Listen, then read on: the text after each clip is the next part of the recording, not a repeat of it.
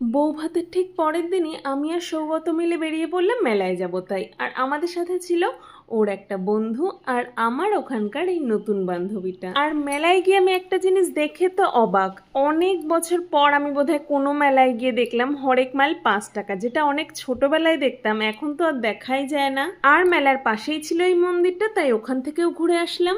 আর এখানকার আমার সব থেকে কি ভালো লাগে বলতো, এখানকার বেশিরভাগ মন্দিরই পুরোনো দিনের আমলের, রাজা রাজরাদের আমলে যেরকম ডিজাইন হতো ওই রকম আদলে তৈরি।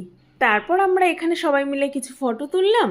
তারপর মেলায় আবার এসে খেলাম এখানকার পাপড়ি চাট। পাপড়ি চাটটাও কিন্তু একরকম নয়, আমাদের ওখান থেকে অনেক আলাদা।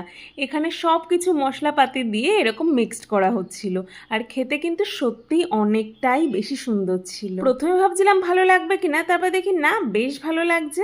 মেলা ঘুরে চলে এলাম সোজা বাড়ি।